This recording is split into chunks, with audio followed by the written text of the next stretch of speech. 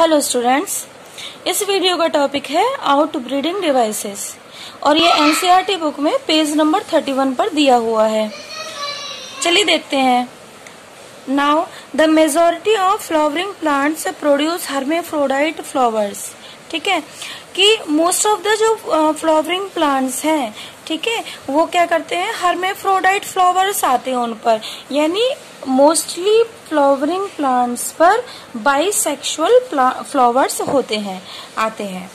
And pollen grains are likely to come in contact with the stigma of the same flower.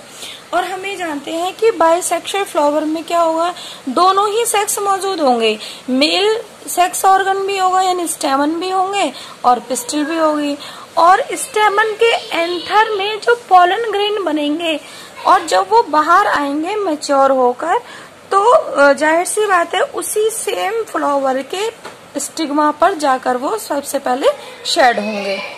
तो इस तरीके से हमने देखा कि सेल्फ पॉलिनेशन की जो पॉसिबिलिटी होती है वो ज्यादा होती है in case of bisexual plant और bisexual flower. Continued self pollination result in inbreeding depression। और अगर सेल्फ पॉलिनेशन लगातार सेल्फ पॉलिनेशन हो रहा है, यानी सेल्फ पॉलिनेशन लगातार हो रहा है, इसका मतलब क्या होगा, सेल्फ फर्टिलाइजेशन। और क्या होगा कि उससे क्या होगा कि इनब्रीडिंग होगी। इनब्रीडिंग का मतलब होता है कि भाई सेम प्लांट है, सेम फ्लावर के जो मेल और फीमेल गैमीट है, उन्होंने क्या कर लिया, आपस में फर्टिलाइजेशन कर लिया। और जो क्या कहते हैं डॉटर प्लांट होगा वो कैसा होगा, exact similar to its parent plant होगा। क्लियर, क्योंकि यहाँ पर प्योरली सेल्फ पॉलिनेशन हुआ है, सेल्फ फर्टिलाइजेशन हुआ है। Is that clear? तो अब हम थोड़ा समझ लेते हैं एक्चुअल में what is out breeding device या आउट ब्रीडिंग डिवाइसेस क्या होती हैं। क्लियर? तो ऐसे मेथड जो कि सेल्फ पॉलिनेशन को प्रिवेंट करते हैं, ऐसे मेथड प्लांट्स में जिनकी वजह से सेल्फ पॉलिनेशन प्रिवेंट होता है और क्रॉस पॉलिनेशन प्रमोट होता है। ठीक है, तो ऐसे मेथड्स को हम आउट ब्रीडिंग डिवाइसेस कहते हैं। क्लियर? या हम ऐसे भी कह सकते हैं कि outbreeding devices are the adaptations या special features in the plants for carrying out the cross pollination. कि ये कुछ अडेप्टेशन होती हैं कुछ प्लांट्स में जिनकी वजह से क्रॉस पॉलिनेशन, सेल्फ पॉलिनेशन की जगह क्या होता है, क्रॉस पॉलिनेशन होता है। और अगर हम ये क्रॉस पॉलिनेशन को तो प्रमोट कर रहे हैं, ठीक है, और सेल्फ पॉलिनेशन को इनहिबिट कर रहे हैं। तो हम ऐसा क्यों कर रहे हैं, बिकॉज हम ये जानते हैं कि कहीं ना कहीं cross pollination is more advantageous over the self pollination। ठीक है, क्योंकि अगर सेल्फ पॉलिनेशन होगा तो हमें एवरी जनरेशन में बिल्कुल similar to parent daughter plant मिलेंगे। डॉटर प्लांट क्या होंगे हर जनरेशन के, they will be similar to their parents. और इस तरीके से उनके अंदर कोई नया कैरेक्टर नहीं आएगा, प्लांट के अंदर कोई नया कैरेक्टर नहीं आएगा, कोई वेरिएशन नहीं होगा, एवोल्यूशन नहीं होगा। और इस तरीके से जो धीरे धीरे प्लांट की कहीं ना कहीं जो एक फिटनेस है उस पर भी प्रभाव पड़ेगा, क्योंकि किसी भी प्लांट को हर तरीके की इन्वायरमेंटल कंडीशंस में सरवाइव करने की जो एबिलिटी है वो होनी चाहिए। और वो कब होगी, जब प्लांट के अंदर डिफरेंट तरीके की जीन्स आएंगी। ठीक है ना, प्लांट के अंदर जो फर्टिलिटी पावर है वो भी कम हो जाएगी।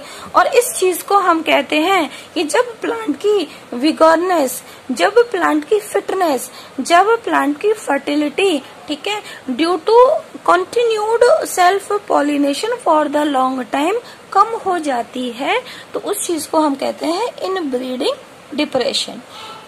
सो आई होप आपको ये चीज अब समझ आ गई होगी। चलिए अब हम आगे चलते हैं। Flowering plants have developed many devices to discourage, ठीक है, सेल्फ पॉलिनेशन।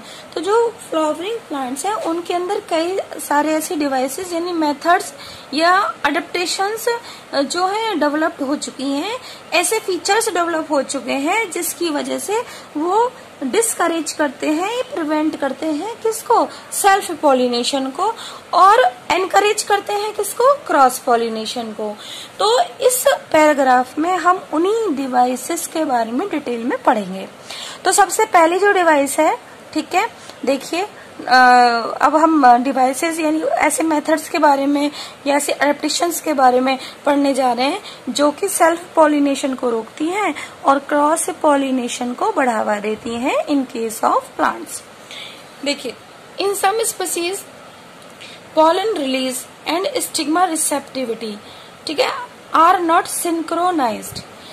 कुछ स्पीसीज ऐसी है जिनके अंदर जो पॉलन रिलीज है, ठीक है, सपोज अगर क्या है, बाइसेक्सुअल फ्लावर है, यानी कि दोनों ही है, स्टेमन भी है और पिस्टिल भी है, यानी वहां पर पॉलन ग्रेन भी होंगे, सेम फ्लावर से क्या रिलीज होंगे, फ्लावर रिलीज होंगे, और सेम फ्लावर के अंदर ही क्या होगा, स्टिग्मा होगा।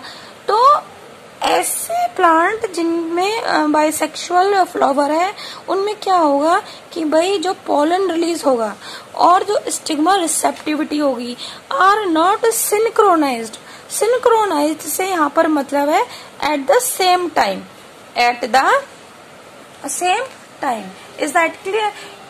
कहने का मतलब ये है कि जो पॉलन ग्रेन का मैच्योर होना, उनका रिलीज होना और स्टिग्मा का रिसेप्टिव होना वो आगे पीछे होगा, सेम टाइम पर नहीं होगा, ठीक है। तो इससे क्या होगा, इससे कहीं ना कहीं जो है सेल्फ पॉलिनेशन प्रिवेंट होगा। Is that clear? कि मान के चलो भाई पॉलन ग्रेन तो रिलीज हो गया लेकिन stigma of the same flower is not ready to receive the pollen grain. Is that clear? तो इन दैट केस क्या होगा, सेल्फ पॉलिनेशन विल प्रिवेंट। और इस चीज को हम क्या कहते हैं, डाइकोगेमी।